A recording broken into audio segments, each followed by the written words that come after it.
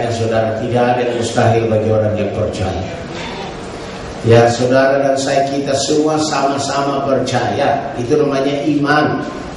Dan iman itu belum kelihatan, saudara. Iman belum kelihatan. Kalau sudah kelihatan, itu bukan iman lagi. Iman adalah dasar atau fondasi dari semua yang kita harapkan. Ya, iman adalah dasar atau fondasi dari semua yang kita harapkan. Apa yang saudara harapkan sekarang ini?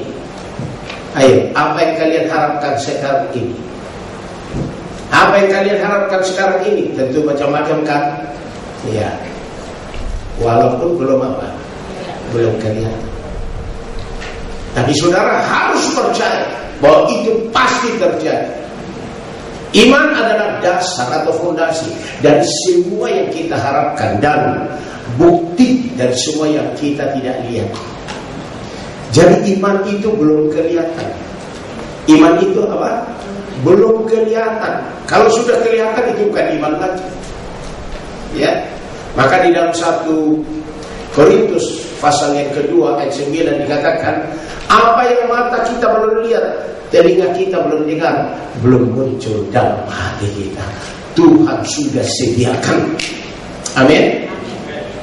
Tuhan sudah sediakan melalui apa? Melalui Roh Kudus.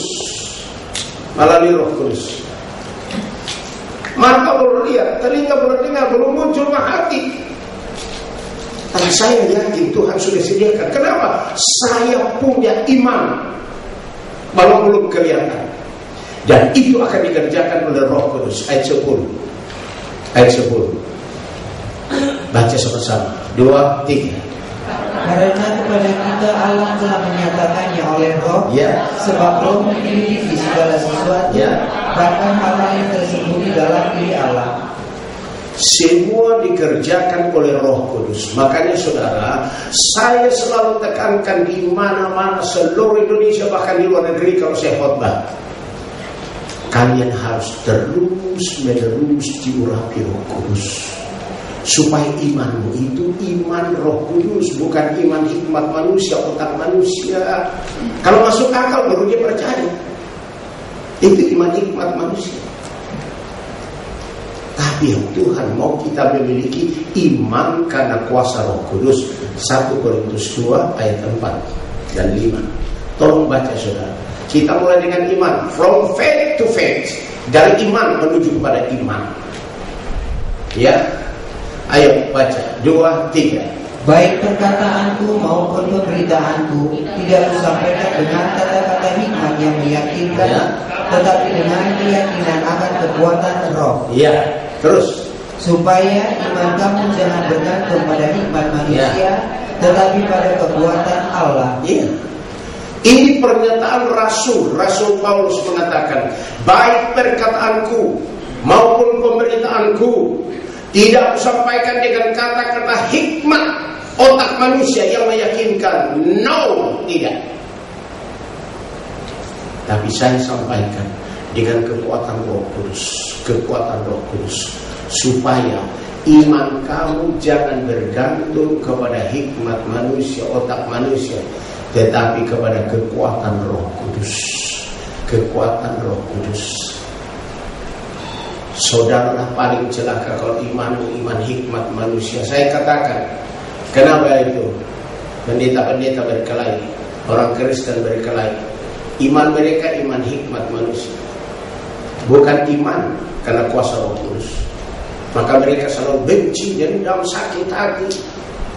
Timbul perpecahan, suami dengan istri bertentangan terus, cekcok melulu, tidak ada kesatuan persatuan. Bagaimana Tuhan memberkati? Sedangkan firman Tuhan katakan dalam Mazmur 133, alangkah indahnya dan bahagianya kalau kita duduk dengan rukun. Ayat 1 dan 2. Seperti minyak yang baik mengalir dari kepala Harun ke jenggotnya, ke leher jubahnya. Minyak yang baik itu Roh Kudus.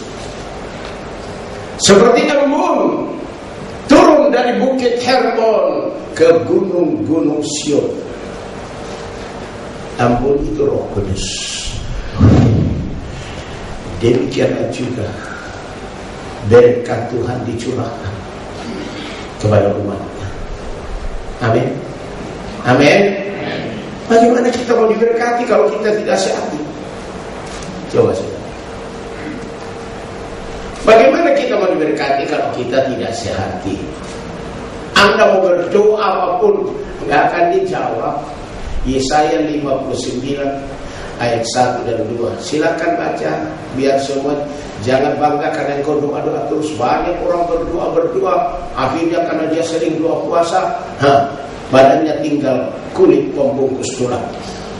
Lalu matanya bengkak karena nangis melulu, seperti mata ikan koki. Apa artinya?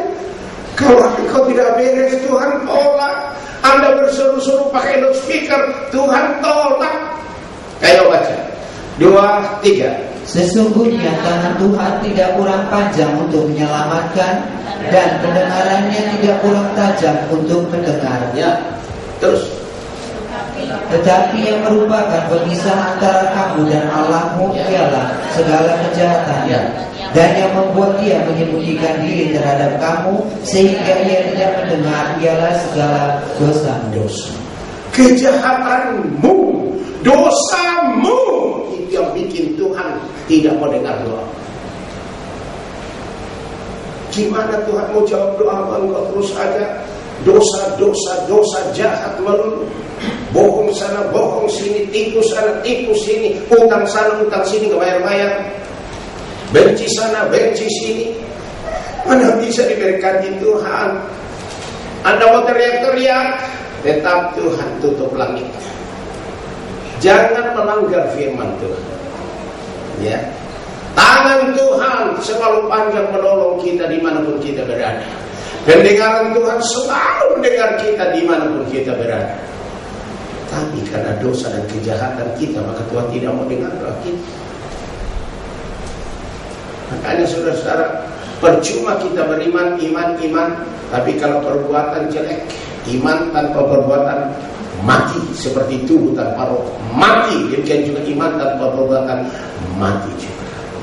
Seperti tubuh tanpa roh adalah mati, demikian juga lah iman tanpa perbuatan adalah mati. Amin. Silakan duduk saudara. Jelas sekali saudara. Kita jangan hanya menyebut diri kita orang beriman. Kalau terlalu banyak orang Kristen di dunia ini, saudara, miliaran orang Kristen. Tapi tidak semua orang Kristen memiliki iman yang Tuhan kehendaki. Tidak semua orang Kristen memiliki iman yang Tuhan kehendaki. Malah banyak orang Kristen, mayoritas orang Kristen, imannya adalah iman rasio, akal. Sehingga pada saat dia menghadapi masalah, apalagi kalau masalah itu bertubi-tubi datang, otaknya tidak bisa lagi bekerja, otaknya sudah stuck. Akhirnya mereka frustrasi, sakit, mati, pindah rumah ukuran 2x1. Roh jiwanya masuk neraka kekal sampai selama-lamanya. Dia tidak sanggup menghadapi masalah karena dia pikir dia menghadapi masalah dengan iman. Itu bukan iman yang Tuhan mau. Yang Tuhan mau adalah iman karena kuasa Roh Kudus. Tadi kita sudah baca bersama di dalam 1 Korintus pasal yang kedua ayat 4 dan ayat 5. Paulus katakan, ya, semua perkataanku, pemberitaanku tidak aku sampaikan dengan kata-kata hikmat yang meyakinkan, kata-kata otak yang meyakinkan. No. Supaya iman kamu jangan bergantung pada otak. Tapi semua itu aku lakukan, aku katakan karena kekuatan Roh Kudus.